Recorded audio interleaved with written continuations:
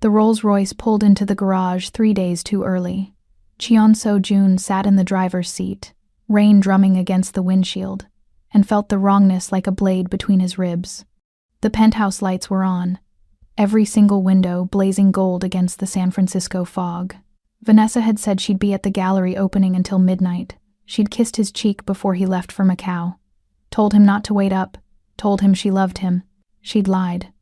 He took the elevator up in silence, his heartbeat too loud in his ears, drowning out the soft chime of each passing floor.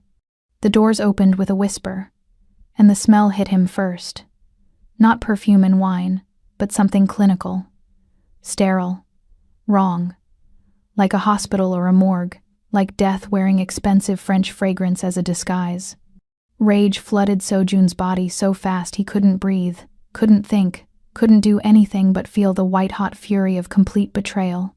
His hand found the Sig Sauer in his shoulder holster, without conscious thought. He would end this now, would end them, would paint these walls with their blood and never look back. Through the crack in the double doors, he could see them. Vanessa stood in front of his open-wall safe, the one hidden behind the Rothko in their bedroom, the one he believed only 3 people in the world knew existed. The painting itself was worth $2 million, but what it hid was priceless, or had been. Now it hung open, revealing the steel interior and the carefully organized contents that represented 15 years of carefully maintained secrets. Her blonde hair was pulled back in that severe ponytail she wore when she meant business, when she was being Senator Harrison Kim's daughter instead of So-jun's fiancée. She wore surgical gloves, the kind that left no prints, no DNA, no evidence. And her movements were precise, methodical, professional.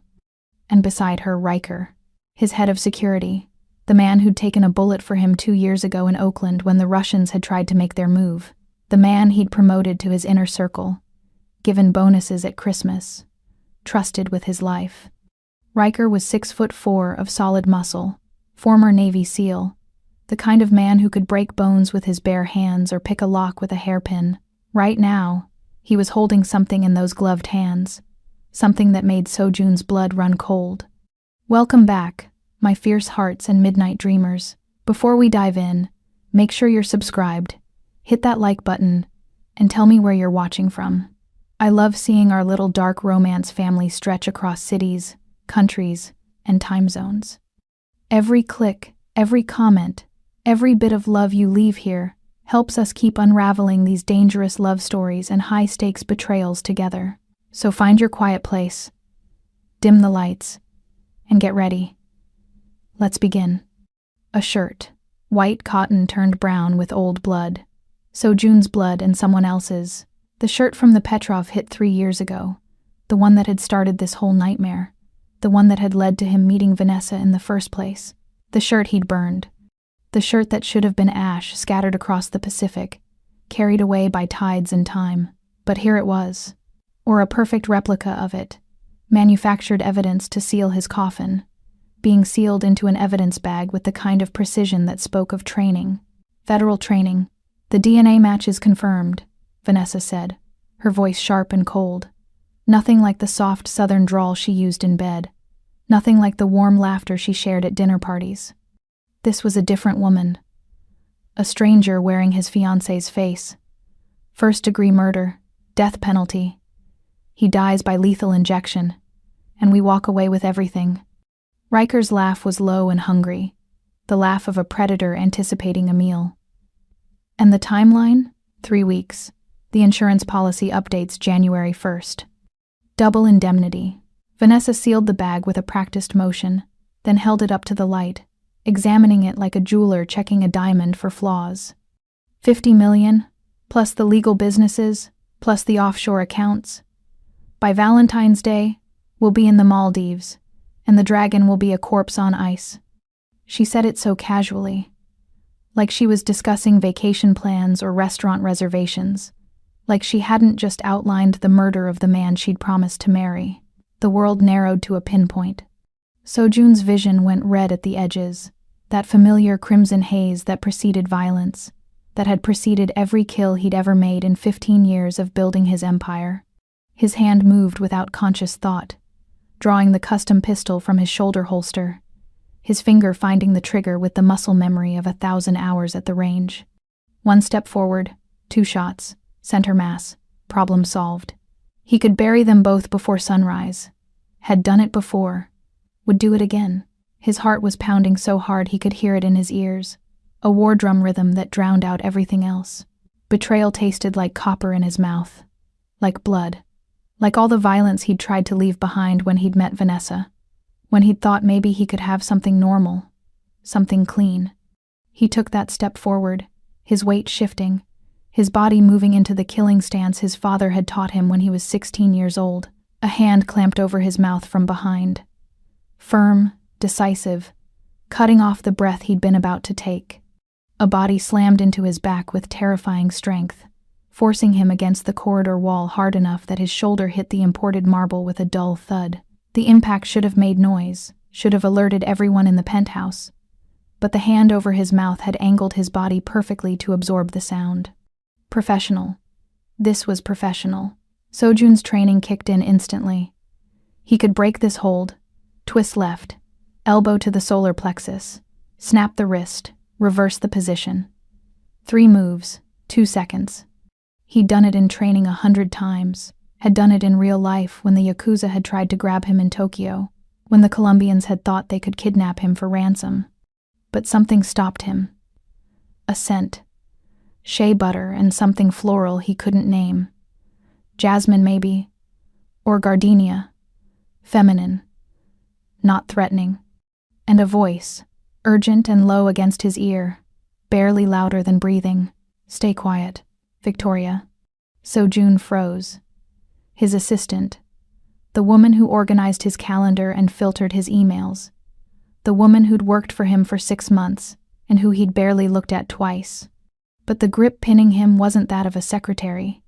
And when he turned his head slightly, the eyes staring back at him weren't the eyes of someone who filed paperwork.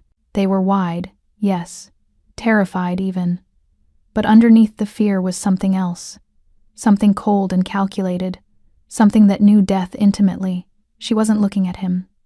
She was looking down. Victoria's free hand moved slowly, deliberately, pointing at the floor in front of the bedroom door. Sojun followed her gaze and saw nothing. Just imported Italian tile. Just expensive flooring. But Victoria's eyes were different. Her pupils dilated strangely, catching the dim light.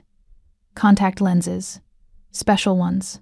She leaned closer, her lips brushing his ear, and whispered 3 words that stopped his heart. It's a trap. Then she tilted her head, and he understood.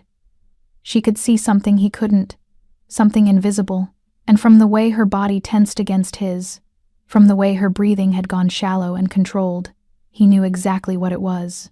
Explosives. Riker rigged the door, she breathed, her voice so quiet he had to strain to hear it. It's rigged with a silent alarm connected directly to the federal task force. You step in, you trigger the raid before you can destroy the evidence.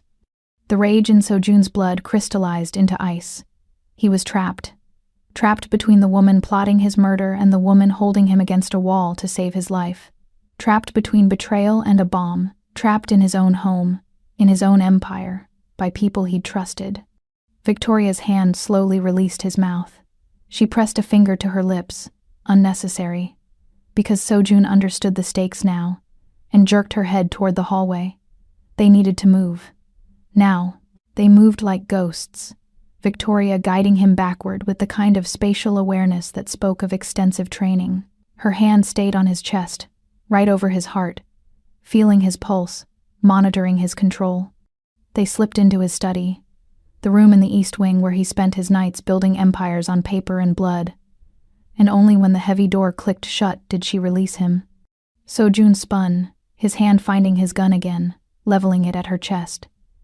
At this distance, even suppressed, the shot would be loud.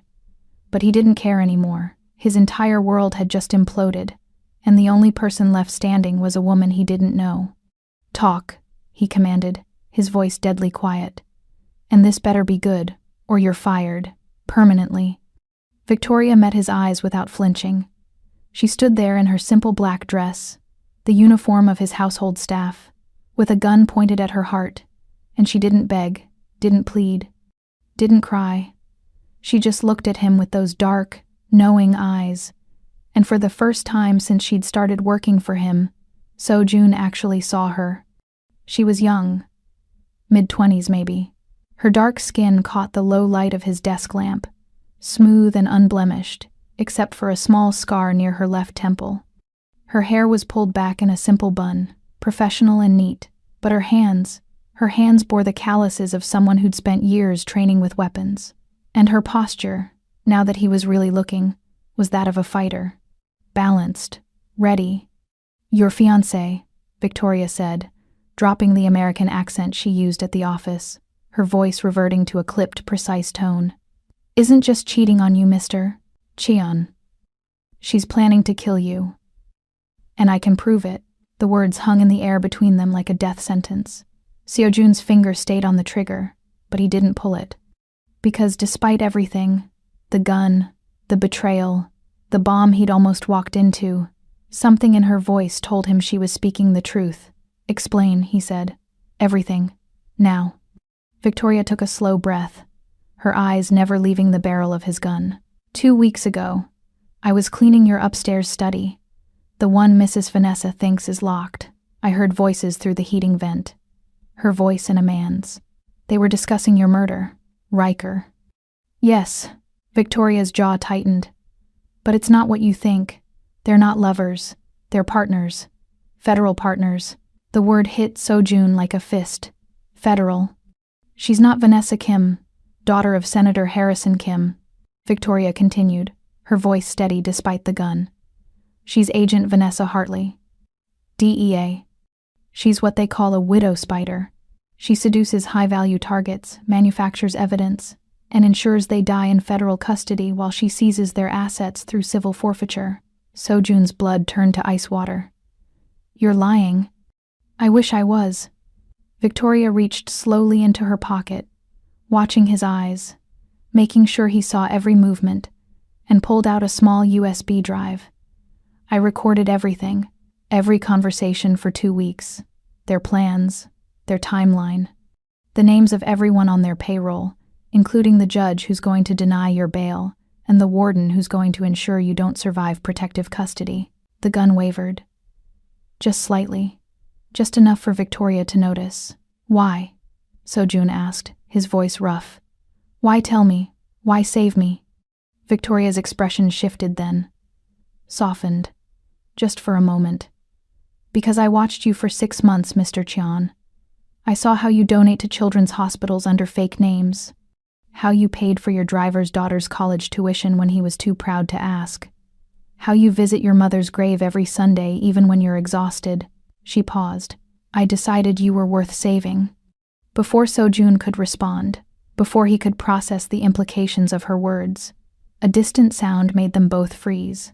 Sirens. Multiple vehicles. Coming fast. Victoria moved to the window, peering through the edge of the curtain. "SWAT team. FBI. They're early." "Early for what?" "For the raid. They were supposed to wait until they found you with the evidence, but Riker triggered the silent alarm early. He wants the SWAT team to breach while you're confused. He's counting on you getting shot in the crossfire."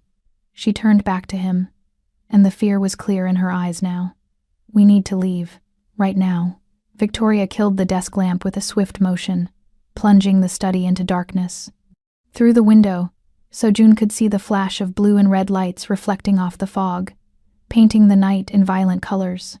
Multiple vehicles, tactical teams. He could hear the rumble of heavy engines, the slam of doors, the organized chaos of a federal raid in motion. They had maybe 2 minutes before the building was locked down, before every exit was covered, before escape became impossible. "The elevator's compromised," Victoria said, already moving toward the bookshelf on the east wall with the kind of certainty that spoke of extensive planning. Every step was purposeful, economical, nothing wasted. "Riker controls building security.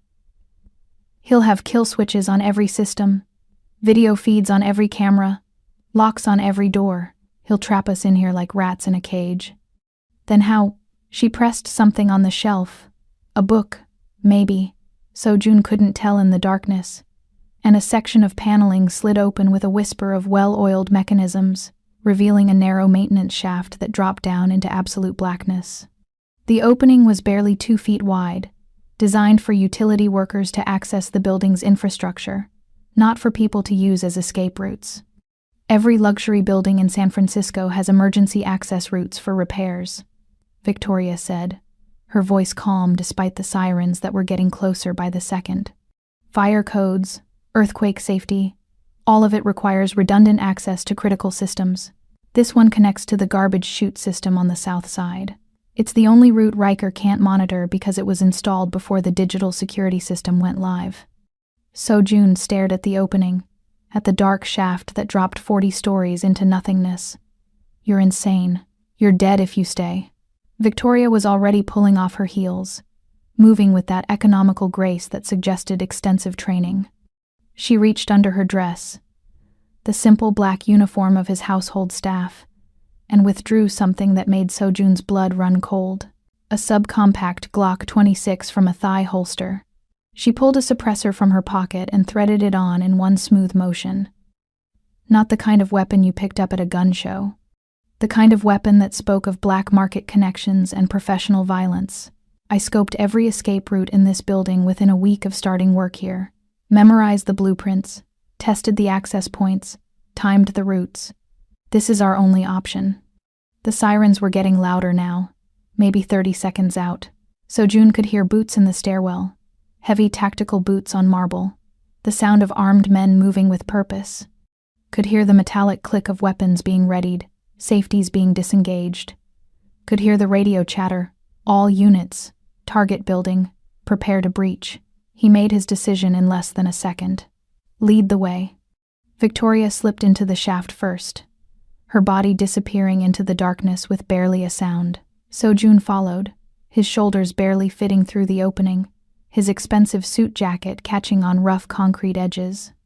The space was cramped, claustrophobic, barely wide enough for one person, let alone two, and it was dark, absolute, suffocating darkness that pressed against his eyes like a physical weight.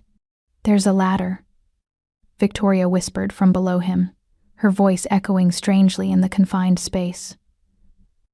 Rungs welded to the side wall every 18 inches. Follow my breathing. Listen to the rhythm. Don't use your phone light. It'll flare in their night vision goggles like a beacon. We need to be ghosts. So Sojun descended in complete darkness, his hands finding the metal rungs by feel, his body hyper-aware of every sound, every movement, every breath. The rungs were cold beneath his palms, textured with rust and age. His dress shoes, Italian leather, custom-made, worth more than most people's monthly rent, slipped slightly on the metal, forcing him to grip harder with his hands. Below him, he could hear Victoria's breathing. Controlled, measured, the breathing of someone who'd done this before or something very much like it. Could smell that scent again. Shea butter and flowers mixed now with concrete dust and old metal. Could sense her presence in the darkness like a lodestone, pulling him down, guiding him toward safety or doom. They climbed down for what felt like hours but was probably only minutes, time stretching strangely in the sensory deprivation of the shaft. The metal rungs bit into Sojun's hands, drawing blood he couldn't see but could feel, warm and slick, and making his grip uncertain. His shoulders screamed from the confined space, from holding his body weight with arms that were strong but not trained for this kind of sustained vertical climbing. Above them, he could hear muffled sounds through the concrete and steel. Doors being kicked in, the splintering crack of wood giving way to battering rams. Commands being shouted in that professional monotone of federal agents executing a warrant. FBI, search warrant, clear, clear, moving to the next room. The systematic destruction of his home, his sanctuary, everything he'd built. Stop, Victoria whispered, after what might have been 10 floors or 20. Sojun had lost count in the darkness. This level connects to the garbage chute. We need to transfer horizontally about 6 feet, then drop another 10 stories. It's going to be tight. Transfer how? Her hand found his ankle in the darkness, her fingers wrapping around his leg with surprising strength. The touch was intimate despite the circumstances. her skin warm through his sock. She guided his foot to a different surface. Rougher, wider, a concrete ledge that jutted out into the shaft. Like this. Feel that ledge? It's a maintenance platform installed in the 70s when they renovated the waste system. We shimmy across, then drop into the chute itself. It was insane. It was reckless. It was the kind of thing Sojun would have sent his men to do while he watched from a safe distance, coordinating from somewhere secure and climate-controlled. But he was out of options. And the woman below him had saved his life twice in the last 10 minutes. Had seen something he'd missed. Had prepared for a disaster he hadn't even known was coming. He followed her instructions, his body pressed flat against the cold concrete as he moved horizontally, hands finding purchase on rough surfaces, feet scrabbling for grip. And then he felt it. The opening of the garbage chute, wider than the maintenance shaft, with smooth metal sides designed for friction-free descent of trash bags and waste. "We're going to slide," Victoria said, her voice still calm, still controlled, like she was explaining how to pour tea instead of describing a potentially fatal plunge down a garbage chute. "Keep your arms and legs out to control your speed. Feet first, back against the metal. If you go too fast, you'll break your legs when you hit bottom. Too slow, and you'll burn through your suit and skin. Find the balance. Comforting. I try." And there was something almost like amusement in her voice. "Count to 3 after I drop, then follow. Good luck, Mr. Chun."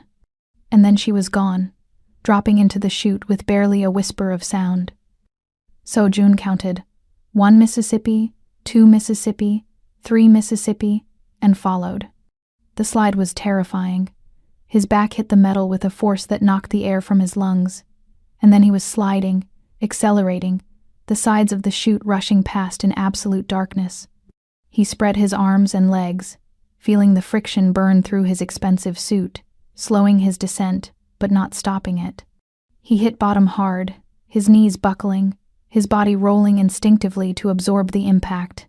He landed in something wet and soft and foul-smelling, garbage. He was in a dumpster full of garbage.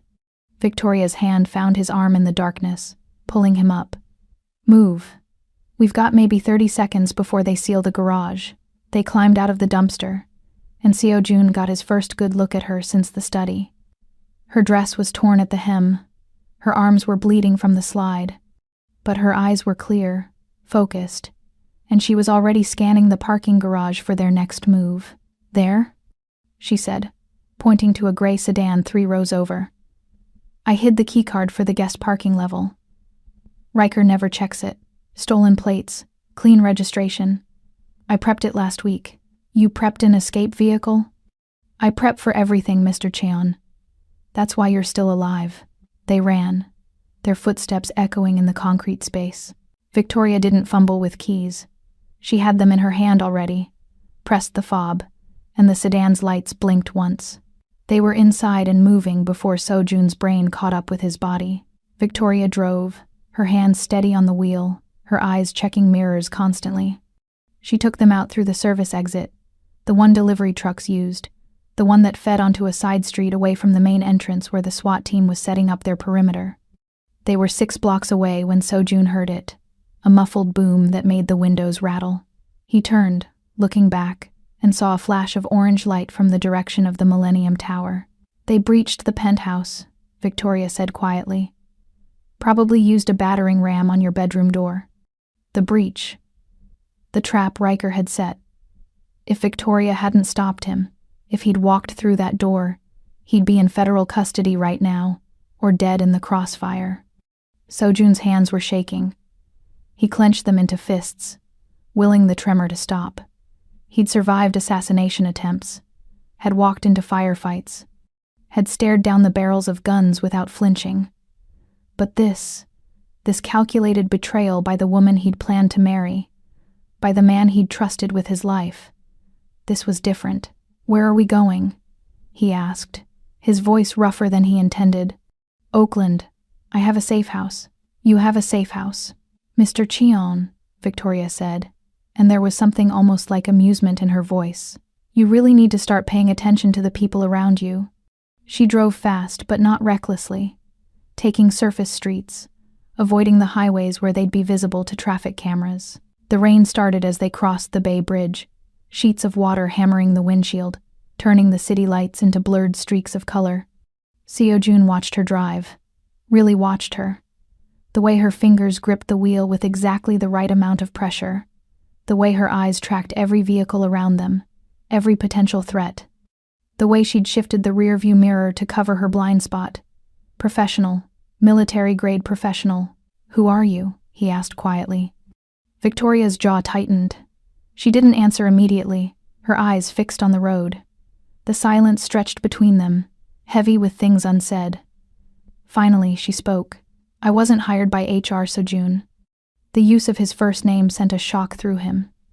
She'd never called him anything but Mr. Chan in 6 months.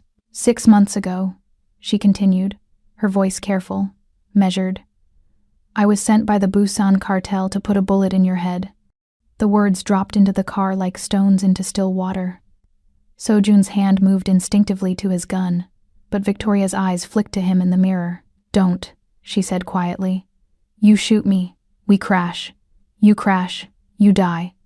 And Vanessa wins." His hand stayed on the grip. "Give me one reason not to kill you the second we stop." "Because I didn't do it," Victoria said. "I was supposed to. Had the shot lined up 3 different times. But I didn't take it. And you want to know why? Enlighten me." She took a breath, and when she spoke again, her voice was softer, vulnerable. "Because you're not what they told me you'd be. They said you were a monster, a dragon who burned everything he touched. But I watched you, Seo-jun, for weeks. And I saw something different." "What did you see?" "A man trying to build something real in a world that only understands destruction." The rain hammered harder. Victoria took an exit, diving into the industrial district of Oakland, where the streetlights were sparse, and the buildings leaned into each other like drunk men. "The cartel thinks I'm still working the long con. But they got impatient and sent a freelancer 2 months ago. I found his body in a dumpster near Fisherman's Wharf. You killed him and didn't even know it." Seo-jun remembered. A tale he'd noticed. A confrontation in an alley. A man who'd drawn on him and died for it. "So you're a dead woman walking," Seo-jun said. "We both are," Victoria replied. She pulled into a narrow alley between 2 abandoned warehouses and killed the engine. "Welcome to your new life, Mr. Cheon. Hope you enjoy poverty." The safe house was exactly what Seo-jun expected. A dump. A 3rd-floor walk-up above a shuttered mechanic's shop. The kind of place where the walls were thin and the neighbors didn't ask questions. Victoria unlocked 3 separate deadbolts before pushing the door open. Inside was sparse but functional. A single room with a kitchenette in one corner, a bathroom visible through a partially open door, and a futon that had seen better days. "First things first," Victoria said, wrinkling her nose. "You smell like rotting fish. The shower is through that door. There's a towel and some oversized scrubs." A single room with a kitchenette in one corner, a bathroom visible through a partially open door, and a futon that had seen better days. But the windows were covered with blackout curtains, and Seo-jun noticed the security camera feeds on a laptop in the corner. Professional paranoia. He was about to speak when Victoria moved. Fast. She was on him in a heartbeat, one hand on his chest, the other reaching for his jacket. For a wild second, Seo-jun thought she was attacking him. But then he realized she was checking for wounds. "You're bleeding," she said, her fingers finding the tears in his suit where the chute had shredded fabric and skin. "Sit. I'm fine. You're bleeding all over my safe house. Sit." There was command in her voice now, the kind of authority that didn't expect argument. Seo-jun found himself sitting on the edge of the futon, while Victoria disappeared into the bathroom, returning with a first aid kit that looked military grade. She knelt in front of him, and for the first time, Seo-jun was close enough to really see her. The scar near her temple was old, surgical. Her hands, as they worked his jacket off his shoulders, were steady despite everything they'd just been through. And her eyes, those dark, endless eyes, held secrets he was only beginning to understand. "This will sting," she warned, dousing a cotton pad with antiseptic. It did, but Seo-jun didn't flinch. He'd had worse, much worse. He watched her work instead, watched the way her brow furrowed in concentration, the way she bit her lower lip when she was focusing. Intimate details he'd never noticed before, never bothered to notice. "Your fiancée," Victoria said quietly, cleaning a cut on his shoulder, "isn't who you think she is. You said that already. I mean beyond the federal agent part." She paused, her fingers gentle against his skin despite the antiseptic burn. "She's done this before, multiple times. They call her the widow in certain circles. She has a type. Powerful men in organized crime. She seduces them, manufactures evidence, gets them locked up, and seizes everything through civil forfeiture. 3 men in the last 12 years. All of them are either dead or serving life sentences in supermax facilities." Sojun's blood went cold. 5. "That they know about?" Victoria said. "Could be more. She's good at covering her tracks, and she's patient. The average operation takes 4 years from first contact to conviction." 3 years. Sojun had met Vanessa 3 years ago at a charity gala in Napa. She'd been wearing white, had smiled at him like he was the only man in the room, had made him believe he could have something normal, something clean, something that wasn't built on blood and fear. It had all been a lie. "How do you know all this?" Sojun asked. Victoria's hands paused. "Because the cartel gave me her file. I've been their cleaner for 5 years, but 6 months ago they gave me my biggest target, you. They wanted me to know what I was walking into, who the major players were, what the power structure looked like." She resumed cleaning his wounds, her touch careful. "I recognized her methodology, spent time in Langley doing research, found the pattern. You were intelligence, something like that." She didn't elaborate, just reached for bandages, her fingers brushing against the dragon tattoo that curved around his neck. She traced it without thinking, and Sojun felt that touch like electricity. "Why didn't you tell me?" he asked. "In 6 months. Why didn't you warn me?" Victoria met his eyes then, really met them, and what he saw there made his chest tight. "Because I needed proof," she said quietly. "And because I needed to know if you were worth saving, if you were the monster they said you were, or if you were something else." "And what did you decide?" Her thumb traced the edge of a bandage she'd just applied, the touch lingering longer than necessary. "I decided that monsters don't visit their mother's grave every Sunday, don't pay for children's surgeries, don't read philosophy at 3 in the morning when they think no one's watching." She'd been watching him, really watching him, seeing things he'd thought were private, were hidden. The realization should have made him angry, should have made him feel violated. Instead, it made him feel seen in a way he hadn't felt in years. His hand covered hers, stopping her ministrations. "Victoria," his phone rang. Not his primary phone. That was back at the penthouse, probably being picked apart by federal forensics teams. This was his burner, the one only 3 people had the number to. His lieutenants, the Iron Guard. Sojun pulled it out, looking at the screen. Kim Jae, his second in command. Relief flooded through him. Someone was still alive, still loyal. He moved to answer, but Victoria's hand shot out, grabbing his wrist. "Don't," she said urgently. "That's my second. Don't." Her grip was iron. Her eyes were wide with something that looked like panic. "Sojun, don't answer that phone." "Why not?" "Because Riker called a staff meeting 10 minutes ago. Your entire inner circle. The Iron Guard, your lieutenants, your drivers, your accountants, everyone. He told them you'd had a breakthrough on the Petrov case and wanted to celebrate." Seojun's stomach dropped. "No." He used the company account to order a case of Yamazaki 18 and 3 vials of oleander extract last week. Victoria's voice was shaking now. "But it wasn't your favorite, Sojun. It was oleander extract. Tasteless, odorless. Mimics a heart attack perfectly." The phone kept ringing. Sojun stared at it, unable to process what she was telling him. "They've been poisoned," Victoria whispered. "All of them.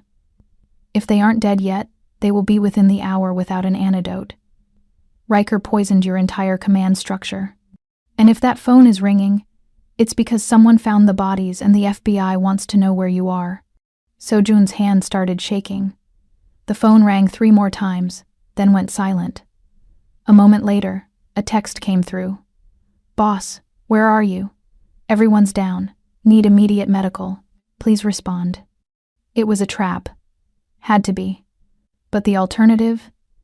That everyone he trusted, everyone who'd fought beside him, everyone who'd bled for his empire, was dead. He couldn't breathe. The walls of the tiny apartment were closing in. His men, his family, his empire, all of it gone in one calculated move. Victoria's hands framed his face, forcing him to look at her. "Breathe," she commanded. "Sojun, breathe. In through your nose, out through your mouth. Come on." He did. Focused on her eyes, on her voice, on the warmth of her palms against his cheeks. Slowly, the panic receded. Slowly, the world came back into focus. "You have nothing," Victoria said quietly. "No army, no money, no home, no empire. Vanessa is seizing your known assets, the penthouse, the club, the cars. She doesn't have the offshore codes yet. Your properties are under federal lien. In the eyes of the law, you're a dead man walking. Then why am I still breathing? Because I'm not ready to let you die." The intensity in her voice, in her eyes, hit him like a physical force. She meant it. This woman, this assassin sent to kill him, this secretary he'd barely noticed, had risked everything to keep him alive. "What do I have left?" Sojun asked, his voice rough.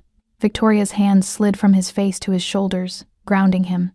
"You have me," she said simply. "And you have the one thing Vanessa doesn't know about." "What's that?" She smiled then, small and dangerous. "Me." Outside, the rain lashed against the windows. Inside, Sojun felt something shift in his chest, something fundamental. The dragon was dead. The empire was ash. But from those ashes, something new was beginning to rise, and it looked like the woman kneeling in front of him with blood on her hands and fire in her eyes. They sat in silence for a long time. Victoria finished bandaging his wounds, while Sojun tried to process the complete destruction of his life. Every few minutes, his phone would buzz. Messages, calls, alerts. Each one a reminder that somewhere out there, Vanessa and Riker were dismantling everything he'd built. "You should eat," Victoria said finally, standing and moving to the kitchenette. "You're running on adrenaline, and that'll wear off soon." "I'm not hungry. Eat anyway." She pulled things from a small fridge, bread, cheese, something that might have been cold cuts. Simple food, survival food. She assembled sandwiches with the same efficiency she'd used for everything else. And when she set one in front of him, Sojun found himself eating mechanically. Victoria sat across from him on a folding chair, her own sandwich untouched. She'd changed out of the torn dress into black tactical pants and a fitted tank top that showed arms corded with lean muscle. No longer the secretary. Now she looked like what she really was, a weapon. "Tell me about the Busan cartel," Sojun said finally. Victoria's jaw tightened. For a moment, he thought she wouldn't answer. Then she sighed and set her sandwich down. "I was recruited young," she began. 18. Fresh out of secondary school in Lagos with no money and no prospects. The cartel was expanding into West African shipping routes. They wanted local recruits who wouldn't be missed. A man approached me at a market, said he could give me a life, training, purpose. All I had to do was learn to kill people, and you agreed. I was 18 and stupid. Victoria's laugh was bitter. I thought I was going to be a spy, like in the movies. Instead, I got 3 years of hell in a training camp in Busan. Learned 6 languages. Learned to kill with anything from a sniper rifle to a soup spoon. Learned to disappear into any crowd, any life, any identity. The hardest part was pretending to be incompetent. Watching your accountants make mistakes I could fix in 5 minutes. But having to pretend I only knew how to use Excel. "How many?" Sojun asked quietly. "How many what? How many people have you killed?" Victoria met his eyes, didn't flinch, didn't look away. 15, confirmed. Maybe 3 or 4 more where I wasn't sure if they died or just wished they had. 15. She said it like she was reciting a grocery list. but Sojun could see the weight of it in her eyes, in the set of her shoulders. 15 lives carried around like stones. "Why didn't you kill me?" he asked. "I told you." "No." Sojun leaned forward. "The real reason. Not the pretty story about visiting my mother's grave. The real reason you let me live." Victoria was quiet for a long moment. When she spoke, her voice was barely above a whisper. "Because you looked at me." "What?" "In 6 months of working for you, you looked at me exactly 3 times, Victoria said. "Really looked. Not through me. Not past me. At me. Like I was a person instead of furniture." She stood abruptly, moving to the window, her arms wrapped around herself. "First time was month 2. I brought you coffee wrong, cream instead of black. You could have fired me, could have yelled. Instead, you asked if I was okay. Said I seemed distracted. No one in my entire life had ever asked me that." Sojun remembered, vaguely, a morning when Victoria had looked unusually tired, when he'd noticed shadows under her eyes. "Second time was month 4, she continued. "You overheard me on the phone with my cousin in Lagos. Heard me crying. You gave me the rest of the day off. Told me family was important. Slipped an extra $500 in my next paycheck." He remembered that too. Had thought nothing of it at the time. "Third time was 3 weeks ago." Victoria turned to face him. "I stayed late to finish filing. You were working in your study. When you left, you saw me still at my desk. You didn't say anything, just set a cup of tea next to me. Chamomile. You remembered from 6 months ago that I liked chamomile." Sojun had forgotten he'd done that. "Monsters don't do that," Victoria said softly. "Monsters don't remember what kind of tea their assistants like. So I started digging, started really watching you. And I found a man who'd built an empire on blood but who wanted something more, who donated to orphanages, who paid for surgeries, who cried at his mother's grave every Sunday." She moved back toward him, and Sojun found himself standing to meet her. They were close now, close enough that he could see the pulse jumping in her throat, close enough to smell that scent of shea butter and flowers. "You asked why I didn't kill you?" Victoria whispered. "I didn't kill you because somewhere between the first cup of coffee and the last cup of tea, I fell in love with the man you were trying to become." The words hung between them like a lit fuse. Sojun's hand came up without conscious thought, his fingers brushing her cheek. She didn't pull away, didn't flinch, just stood there, looking at him with those dark, endless eyes that held secrets and scars, and something that might have been hope. "You don't know me," he said roughly. "I know you better than anyone," she replied. "I know you take your coffee black. Know you read Camus when you can't sleep. Know you have nightmares about your mother's death and wake up calling for her. Know you alphabetize your books by author but your weapons by caliber. Know you." He kissed her, or she kissed him. Later, neither of them would be sure who moved first. But suddenly his mouth was on hers, and her hands were in his hair, and they were pressed together with 6 months of unspoken tension finally finding release. Victoria tasted like rain and determination.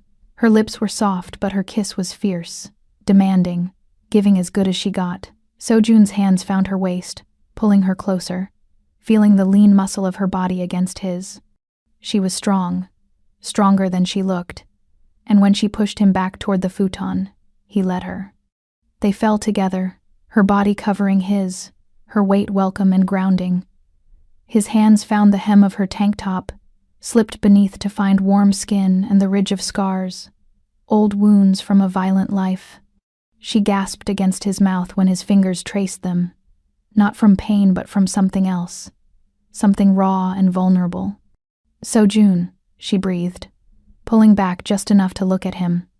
Her eyes were dark with want, but also with something like fear. "We shouldn't. Why not?" "Because this is insane. Because 12 hours ago you were engaged to someone else. Because I'm a killer sent to murder you. Because we're both dead anyway." Sojun finished. He reached up, framing her face with his hands. "Because everything I thought I knew was a lie. Because you saved my life. Because you're the only real thing I have left." Victoria's eyes closed, and when they opened again, They were bright with unshed tears. "This won't end well. Nothing in my life ever has." She laughed at that, a short, sharp sound that might have been a sob. And then she was kissing him again, deeper this time, her body moving against his with an urgency that spoke of desperation and desire and defiance against the world that wanted them dead. Sojun's hands explored the landscape of her back, finding muscle and scars and the subtle curve of her spine. She moved against him like water, fluid and powerful, and when her hands found the bandages she'd just applied, she was careful to avoid the wounds even as she sought the places that made him groan. They came together like a storm, fierce and consuming and necessary, in the cramped confines of a safe house that smelled like dust and rain. With the world hunting them and their pasts littered with bodies, they found something that felt almost like salvation. Victoria's skin was warm beneath his hands. Her breath was hot against his neck. Her voice, when she whispered his name, sounded like a prayer and a curse and a promise all at once. And when they finally broke apart, gasping and tangled in each other, Sojun realized something fundamental had changed, not just in his circumstances, but in him. The dragon had burned. And from the ashes, something new was rising. Something that looked like the woman in his arms who'd killed for money but chose to save for love. Outside, the rain had stopped. Inside, Sojun pulled Victoria closer, feeling her heartbeat against his chest, steady and sure. "What happens now?" he asked quietly. Victoria's fingers traced idle patterns on his skin, following the dragon tattoo that wound around his ribs. "Now we stop running," she said. "Now we burn it all down. Vanessa, Riker, the federal task force, all of it." "How?" She lifted her head, and the smile on her face was sharp and dangerous and beautiful. "Because I didn't just watch you for 6 months, Sojun. I prepared for war, and I'm very good at war. Tell me." "Later." Victoria settled back against him, her head on his chest, her arm across his waist. "Right now, let me have this. Let me have you, just for a few hours, before we go back to being weapons." So Sojun held her. Held this woman who'd killed 15 people but couldn't kill him. Held this woman who'd risked everything to save a man she barely knew. Held this woman who smelled like shea butter and flowers and tasted like redemption. And for the first time in 15 years, Sojun let himself hope. Sojun woke to the smell of coffee and the sound of typing. For a disorienting moment, he forgot where he was. Expected to see the Italian marble and floor-to-ceiling windows of his penthouse. Instead, he saw water-stained walls and a woman at a laptop, silhouetted against the gray morning light. Victoria.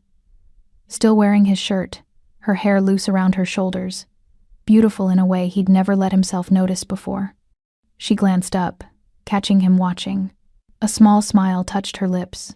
"Coffee's on the counter. Black, no sugar," she remembered. Of course she did. Victoria remembered everything. Sojun stood, wincing as his body reminded him of their escape and everything that had happened after.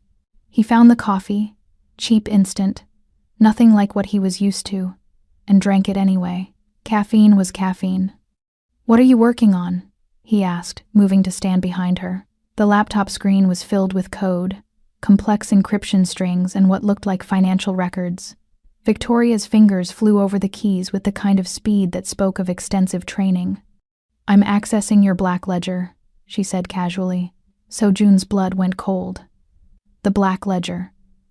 The complete digital record of every transaction, every operation, every dirty secret of his empire. The thing that could buy him immunity or put him in prison for life, depending on who held it. "That's encrypted," he said carefully. "Military-grade encryption. Even if you had the passwords, which you don't, it would take months to crack." Victoria smiled. "I don't need to crack it. I already have full access.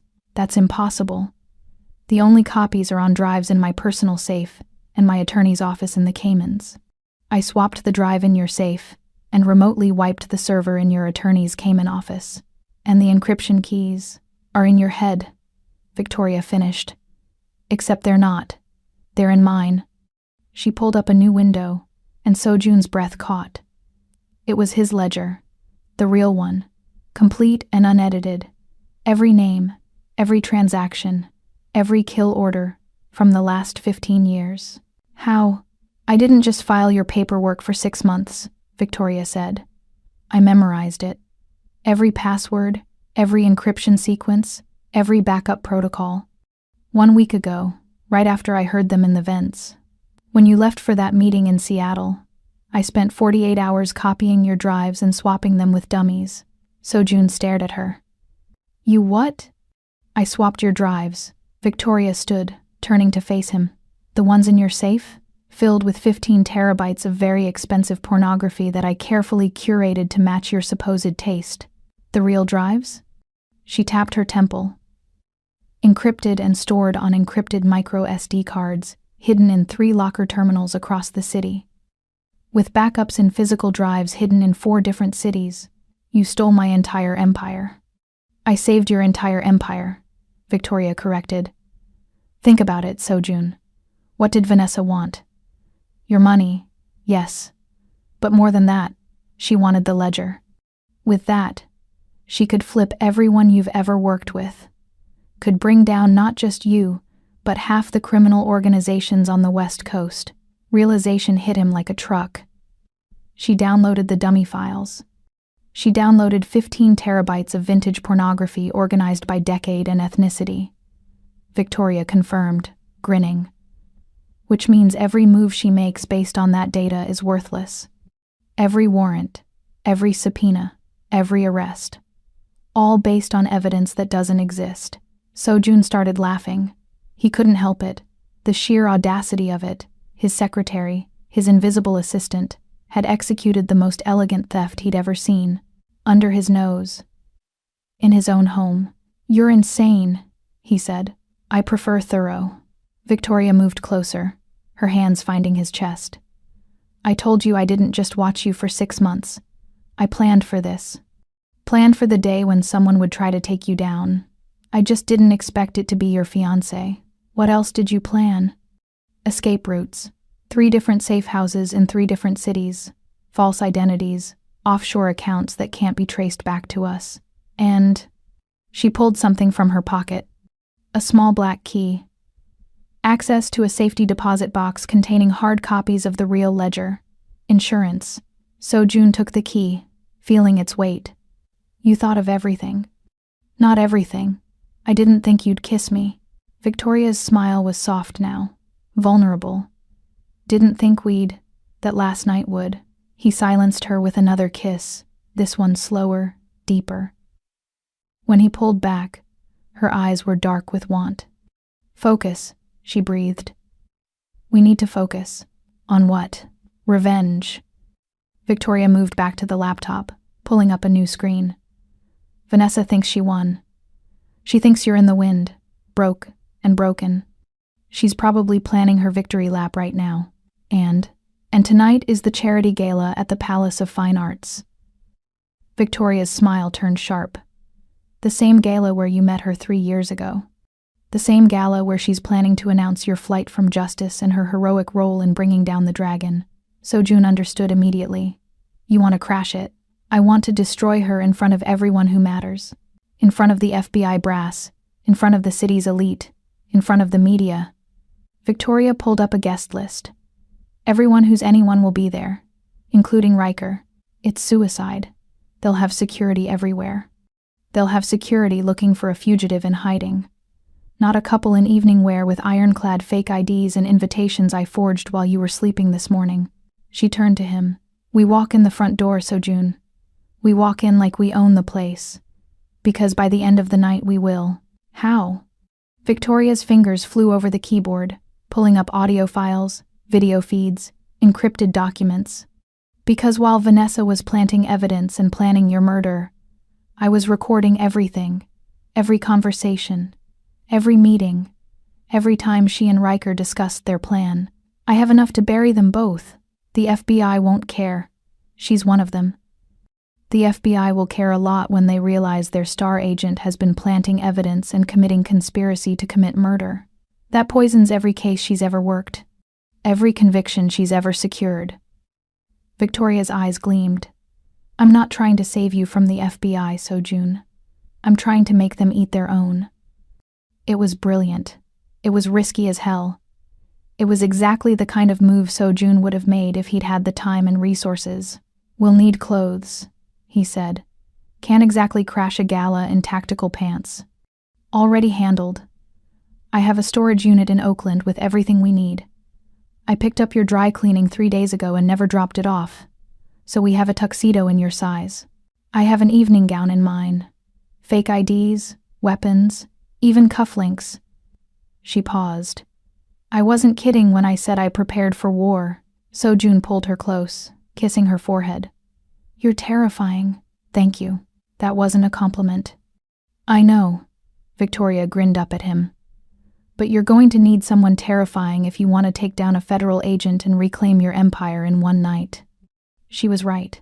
And somewhere in the past 12 hours, between the escape and the revelation and the desperate intimacy of survival, Sojun had started to see her not as a weapon or a tool or even a savior, but as a partner, an equal, someone who could stand beside him in the fire and not just survive, but thrive. Partners? He asked. Victoria's hand found his. Partners. Then let's burn it all down. The Palace of Fine Arts rose from the San Francisco fog like a monument to excess. All Greco-Roman columns and soaring rotunda, lit from below with golden lights that made the whole structure glow. Red carpet stretched from the valet station to the entrance, lined with photographers and curiosity seekers hoping to catch glimpses of the city's elite. Sojun stepped out of the town car, rented under one of Victoria's many fake names, and immediately felt the weight of 100 eyes. He'd opted for a classic black tuxedo, perfectly tailored, with a white shirt and no tie. He winced as the shirt settled over the friction burns on his back, a stinging reminder of the garbage chute. His hair was slicked back, revealing the dragon tattoo that curved up his neck. He looked like exactly what he was, dangerous money. Victoria emerged from the other side, and Sojun's breath caught. She wore a gown the color of midnight, all flowing silk and strategic cutouts that revealed tantalizing glimpses of dark skin and lean muscle. Her hair was pulled back in an elegant twist, and her lips were painted blood red. She'd transformed from tactical operator to lethal socialite in the span of 2 hours. But it was her eyes that really got him. Behind the smoky makeup and false lashes, they held a predatory gleam. She was hunting. Ready? She asked, slipping her arm through his. As I'll ever be. They moved toward the entrance, Victoria's heels clicking against stone. The security checkpoint was manned by what looked like off-duty FBI agents, subtle earpieces, suspicious eyes, hands that stayed close to concealed weapons. Victoria's fake IDs named them as Alexander and Naomi Collins, hedge fund managers from Hong Kong with more money than sense. The security guard scanned their IDs, checked the guest list, and waved them through without a second glance.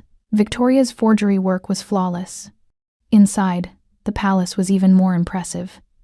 The rotunda soared overhead, all frescoed ceiling and architectural drama.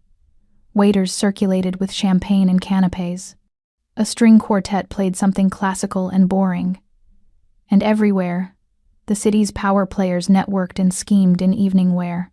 She's on the stage, Victoria whispered, her lips brushing Sojun's ear. East Side, talking to someone from the mayor's office. Sojun followed her gaze, and there she was. Vanessa, wearing white. Of course she was wearing white, looking every inch the grieving almost widow. Her blonde hair was done up in an intricate style, and she held a champagne flute like a prop, performing for the crowd. Beside her, lurking like a shadow, was Riker, his bulk barely contained in a tuxedo, his eyes constantly scanning the room. Professional paranoia. He looked relaxed, but Sojun knew better. Riker was coiled like a spring, ready for violence. They haven't seen us yet, Victoria said. I set us up in the balcony access. You'll approach from the main floor. I'll provide overwatch from above. Overwatch? Victoria's smile was sharp. You think I came to this party unarmed? I have a breakdown rifle in my tote bag. It looks like makeup kits and hairspray, until I assemble it. Takes me 45 seconds to assemble. You're insane. You've said that before. Come on. They separated, Victoria drifting toward a service staircase, while Sojun grabbed a champagne flute and began working the room. He needed to be seen. Needed people to notice him before he made his move. Needed the shock value. Vanessa hadn't issued an APB yet. She wanted him dead, not arrested. That was her mistake. To the guests here, he was still just the reclusive billionaire. He worked the periphery first, deliberately staying out of Vanessa's eyeline. Caught conversations, let his presence register with the crowd. He heard whispers starting. Is that? Can't be. Thought he was in hiding. Perfect. The crowd was starting to part around him now. A bubble of space opening up as people recognized him and simultaneously wanted to see what would happen and wanted to be nowhere near it. The music continued, but conversations were dying out. Attention was shifting, and then Vanessa saw him. He watched it happen in real time. Watched her eyes sweep the room, land on him, go wide with shock. Watched the champagne flute in her hand start to tremble. Watched her mouth open, close, open again. For just a second, the mask slipped, and he saw fear. Good. She should be afraid. Riker saw him next, and the response was immediate. His hand went to his jacket, reaching for a weapon that probably wasn't there. This was a charity gala, after all. But his body language changed, went aggressive, protective. He stepped in front of Vanessa, blocking Sojun's sightline. Too little, too late. Sojun started walking, not running, not sneaking, just walking across the rotunda floor like he owned the place. Because he did. This was his city, his world, and these people had tried to take it from him. The crowd parted like water. The string quartet faltered, the music dying away to nothing. In the sudden silence, Sojun's footsteps echoed off marble and stone. He stepped onto the stage, and the room erupted in whispers. Vanessa backed up, her face pale. Sojun, you can't be here. They're looking for you. There are warrants. Are there? Sojun's voice carried across the rotunda, amplified by the space. Warrants for what exactly, Vanessa? What am I accused of? She opened her mouth, closed it, looked around wildly for support. Found Riker, who was staring at Sojun like he'd seen a ghost. That's what I thought. Sojun continued, his voice calm and cold. You have no actual evidence, no actual crime. Just a lot of carefully planted pieces that don't actually exist. I don't know what you're talking about, Vanessa managed, but her voice was shaky. Don't you? Sojun smiled. It wasn't a nice smile. Let me help you remember. December 28th, your bedroom. You and Riker, discussing how to frame me for murder, how to steal my assets, how to ensure I died in federal custody. Vanessa's face went from pale to gray. You're delusional, am I? Sojun pulled out his phone, signaling Victoria to override the AV booth's feed. Above them, the frescoed ceiling went dark, and then it lit up again, but now it was showing a projection. Video, audio, crystal clear. The room watched in stunned silence as Vanessa and Riker appeared on the ceiling above them, 20 feet tall, discussing murder like it was a business transaction. DNA is set. First-degree murder. He dies by lethal injection. And the timeline? 3 weeks. By Valentine's Day, we'll be in the Maldives, and the dragon will be a corpse on ice. The gasps from the crowd were audible. Cameras were coming out now, phones recording. Social media would have this in seconds. There was no containing it. Vanessa's face was sheet white. That was taken illegally. You can't. Fruit of the poisonous tree. Sojun agreed. Which means every piece of evidence you've manufactured against me is now tainted. Every warrant, every subpoena, every arrest, all worthless. He watched it hit her, watched her realize what he'd just done. He hadn't just cleared his name. He'd destroyed her entire case, made it impossible for the FBI to touch him without admitting their star agent was corrupt. But that's not the best part, Sojun continued. He was enjoying this now, enjoying watching her squirm. See, while you were busy planting evidence, you forgot something important. What? Vanessa's voice was barely a whisper. You forgot to check if I had insurance. If someone was watching? If someone was documenting everything you did? Sojun gestured to the projection. I have footage of every move you've made for the last 2 weeks, and 6 months of audio that proves you've been working against me from day one. 6 months of you planning my murder. 6 months of you conspiracy to commit murder, evidence tampering, corruption. 6 months that's going to put you in prison for the rest of your life. No. Vanessa stumbled backward, looking for an exit, but FBI agents were already moving toward the stage. Real ones this time. Not her plants, ones who just watched their colleague admit to multiple felonies on camera. Riker made his move then. Drew his weapon. He had smuggled one in after all, and aimed it at Sojun. Don't move. Or what? Sojun didn't flinch. You'll shoot me? In front of 500 witnesses? In front of every camera in the room? I'll say you attacked first. No, you won't. The voice came from above. Everyone looked up. Victoria stood on the balcony, a rifle assembled and aimed. Red laser dots centered on Riker's forehead. Because I don't miss, Victoria continued, her voice carrying. And I'm very tired of traitors. Riker's eyes went wide. The gun in his hand wavered. For a moment, Sojun thought he might actually try it. Might actually fire. Then Riker smiled. Slowly, deliberately, and turned the gun back toward Sojun. He was going down, but he was taking the dragon with him. Everything happened at once. Riker's gun swung toward Vanessa, his finger tightening on the trigger. Vanessa screamed, stumbling backward. The FBI agents drew their weapons. The crowd scattered, champagne flutes shattering on marble. And Sojun dove sideways, putting himself between Riker and the crowd. But before Riker could fire, before any of it could escalate further, a shot rang out. Single, precise, professional. Riker dropped like a puppet with cut strings, the gun clattering from his hand.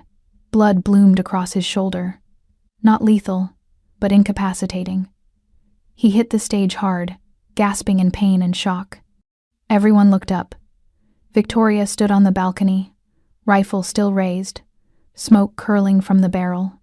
Her face was calm, her hands were steady, and the message was clear. She could have killed him. She chose not to. I don't like traitors, Victoria called down, her voice echoing across the stunned rotunda. But I also don't like unnecessary death. Someone call an ambulance. FBI agents swarmed the stage. Some went for Riker, securing his weapon and applying pressure to the wound. Others went for Vanessa, who was trying to run but found herself surrounded. One agent, a woman with steel-gray hair and a face like granite, approached Sojun. Mr. Cheon, she said. I'm Assistant Director Mitchell. I think we need to have a conversation. About what? Sojun kept his voice calm. About how your agent just tried to frame me for murder? About how she's been running illegal operations for years? About how this entire case is now compromised? Mitchell's jaw tightened. About damage control. And about what you want in exchange for that footage. So she understood. Good. Save time. I want to walk out of here tonight. And I want you to lose the warrant for my arrest until you clean up your own house. For myself and for my associate. He gestured to Victoria, who was being escorted down from the balcony by security. I want all investigations into my business dealings closed. And I want my assets unfrozen. That's a big ask. You just watched your star agent admit to conspiracy to commit murder in front of 500 witnesses and every major news outlet in the city? Sojun replied. How many of her cases are going to get appealed? How many convictions are going to be overturned? How much press is the Bureau going to take when this hits the morning news? Mitchell's face was stone, but her eyes flickered. She knew he was right. I can make this go away, Sojun continued. I can give you Vanessa and Riker gift-wrapped with a bow. I can even give you 6 other corrupt agents in her network. All I want is to be left alone. And your criminal enterprise? What enterprise? Sojun smiled. I'm a businessman. All my dealings are perfectly legal. You're welcome to audit me anytime. It was a lie. They both knew it was a lie. But it was a lie that let everyone save face. Let the FBI close this case without admitting how deep the corruption went. Let Seo-jun walk away without a target on his back. Mitchell considered for a long moment. Then she nodded. We'll need that footage. You'll get copies. I keep the originals. Insurance? Exactly. Mitchell's smile was thin. You're a smart man, Mr. Cheon. Smarter than most people I deal with. I sincerely hope I never have to see you again. Likewise. Victoria appeared at his side then, escorted by 2 agents who immediately backed off at a look from Mitchell.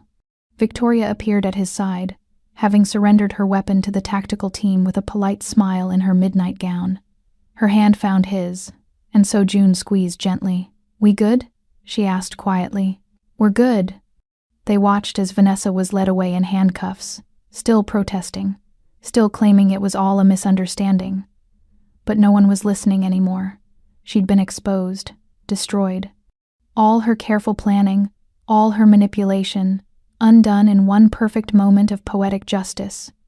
Riker was loaded onto a stretcher, still conscious, still glaring at Seo-jun with impotent rage. He'd live, would probably spend the next 20 years in federal prison. But he'd live. Come on, Victoria said, tugging at Seo-jun's hand. Let's get out of here before anyone changes their minds. They walked out of the Palace of Fine Arts the same way they'd entered. Through the front door, past the cameras, past the crowds. But this time, people weren't whispering. They were staring openly, taking pictures, recording video. The dragon had returned. And he'd brought a queen. They didn't go back to the Oakland safe house. Too exposed. Too many people knew about it now. Instead, Victoria directed the car to a marina in Sausalito, where a yacht sat waiting in the fog. You have a yacht, Seo-jun said. I have access to a yacht, Victoria corrected. Belongs to a client I did some work for in my cartel days. He owes me a favor. Several favors, actually. The yacht was sleek and modern, all white fiberglass and tinted windows. Inside was pure luxury. Leather couches, a full bar, a master suite that took up most of the lower deck. They stood in the main cabin, the lights of Sausalito twinkling through the windows. So, Victoria said, pouring 2 glasses of whiskey. We did it. We did. Seo-jun took the glass she offered, their fingers brushing. You were incredible up there. You weren't so bad yourself, she smiled. Though I still can't believe Riker tried to shoot Vanessa. What was that about? Survival instinct, Seo-jun said. He saw everything falling apart and tried to tie up loose ends. If Vanessa died, she couldn't testify against him. He miscalculated. Most people do around you. Victoria laughed, taking a sip of her whiskey. Is that a compliment? It's an observation. Seo-jun set his glass down and moved closer. You saved my life. Multiple times. Destroyed my enemies. Gave me back my empire, all while making it look easy.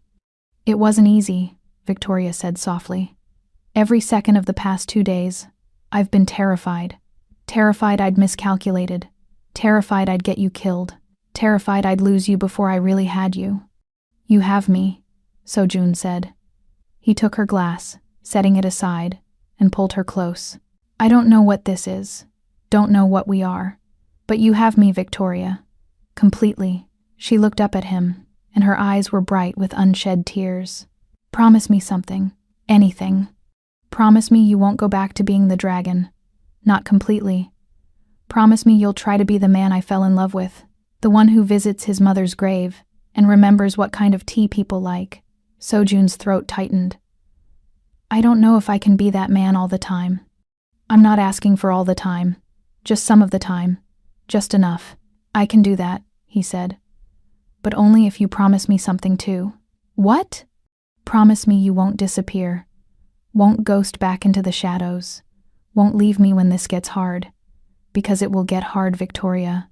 The cartel still wants you dead. My enemies will come after you to get to me.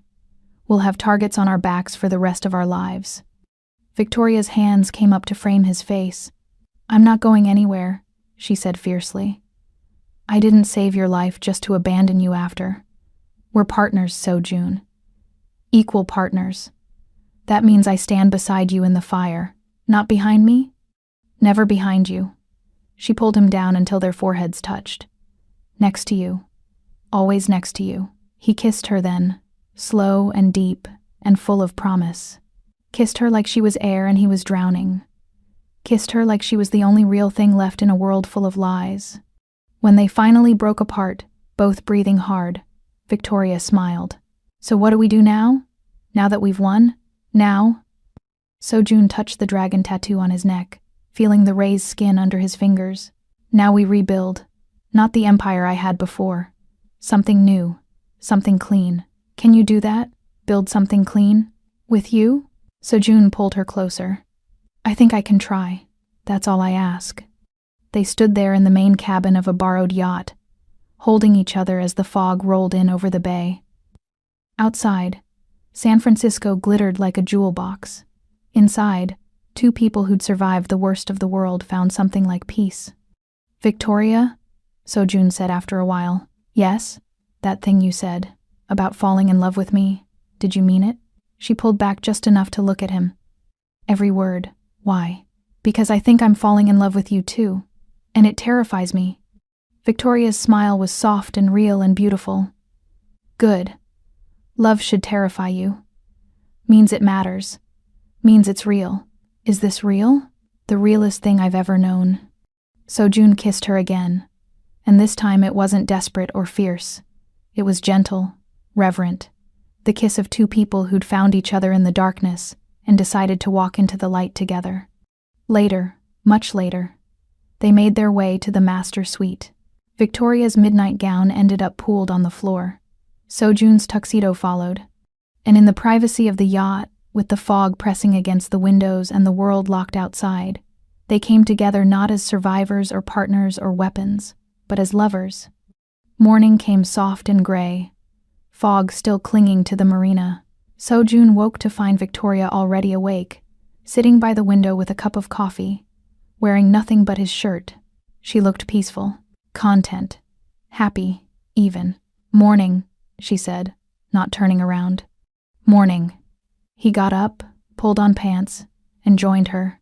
Outside, the boats rocked gently in their slips. Everything was quiet, calm, like the storm had finally passed. I've been thinking, Victoria said. Dangerous. She smiled. I've been thinking about what comes next. You said you wanted to rebuild something clean. I want to help. How? I have skills, Sojun. Skills beyond killing people and forging documents. I can create entire businesses from nothing. Can move money without leaving traces. Can build legitimate empires that can't be touched by the FBI, or the cartel, or anyone else. You want to be my CFO? I want to be your partner, Victoria corrected. Real partner. Equal say in everything. Business, personal, all of it. Sojun considered. Everything in his life before had been about control, about being the dragon, the king, the man at the top. But Victoria wasn't asking to serve. She was asking to share the throne. Partners, he agreed. But if we're doing this, we do it right. No more secrets. No more hidden agendas. No more secrets, Victoria agreed. Starting now. Ask me anything. Your real name. She blinked. What? Victoria Johnson can't be your real name. You said you were recruited at 18 in Lagos. Victoria Johnson is too Western. So what's your real name? She was quiet for a long moment. Then, Onyeka Okonkwo. Victoria was my cover identity. Used it for so long I almost forgot the real one. Onyeka. Sojun tested the name. Liked how it felt in his mouth. Beautiful. You can still call me Victoria, she said quickly. Everyone does. I'm more Victoria than Onyeka now anyway. No. Sojun took her hand. If we're doing this, really doing this, then I want to know the real you. Onyeka. She smiled, and it transformed her face. Made her look younger, softer.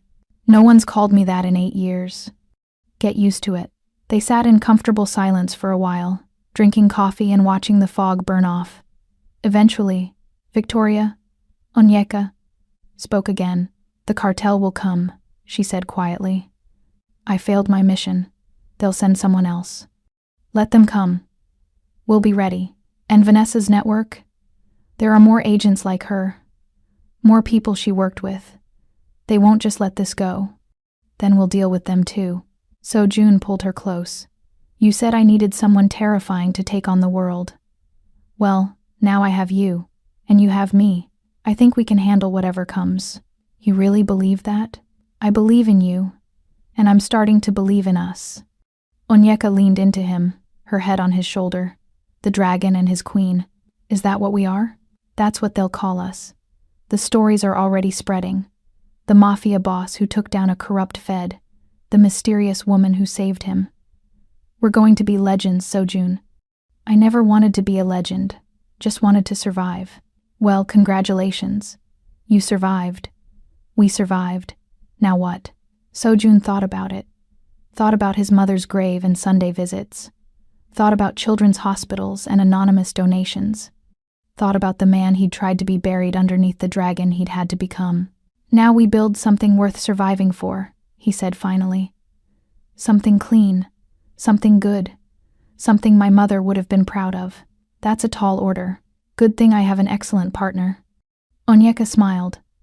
Speaking of which, I should probably tell you about the other safe houses. And the offshore accounts. And the 3 different false identities I have set up for both of us. And the... Sojun silenced her with a kiss. When he pulled back, she was laughing. Later, he said. Tell me later. Right now, let's just be here. 2 people who survived hell and found each other. 2 people who are going to change the world. Eventually, she agreed. They spent the rest of the morning on the yacht, planning and dreaming, and occasionally forgetting to plan in favor of other activities. By the time afternoon came, they had the beginnings of a blueprint, not for an empire built on blood and fear, but for something new, something better. Legitimate businesses, charitable foundations, tech startups, real estate development, all of it clean, all of it legal, all of it building toward a future where Sojun could look in the mirror and see the man his mother had raised instead of the dragon he'd become. It'll take years, Onyeka warned. Maybe decades. The transition from crime lord to legitimate businessman isn't easy. I have time. We have time. And you're sure this is what you want? You could go back. Could rebuild the old empire. Could be the dragon again. Sojun looked at her. At this woman who'd killed for money but saved him for love. At this woman who'd given him back his life and his freedom. At this woman who saw him, really saw him, and chose him anyway. The dragon is dead, he said. Burned up in the penthouse. What rises from those ashes is something new. Someone new. And who's that? Someone who deserves you. Onyeka's eyes filled with tears. You already deserve me. You've always deserved me. You just didn't know it yet. I know it now. As the sun set over San Francisco, painting the fog in shades of orange and pink, Sojun pulled Onyeka close. They stood on the deck of the yacht, watching their city, their empire, their future, spread out before them. Stay with me, Sojun said. It wasn't a command, it was a plea. Through all of it, the good, the bad, the dangerous. Stay with me. Always, Onyeka promised. Through fire and flood and every enemy we make, I'll stand beside you. Partner, partner, he kissed her as the sun disappeared, as the city lights began to flicker on, as their new life began in earnest. And in that kiss was everything they'd survived and everything they'd become and everything they'd build together. The dragon had fallen, the queen had risen, and together, they would forge something neither of them had ever believed possible, a future worth fighting for. In the distance, San Francisco glittered like a promise. And for the first time in 15 years, Sojun believed in promises again, all because of a woman who'd been sent to kill him and chose to save him instead. All because of Onyeka, his partner, his equal, his queen. Until next time, beautiful souls. Stay safe, stay strong, and remember, sometimes the people sent to destroy us end up saving us instead.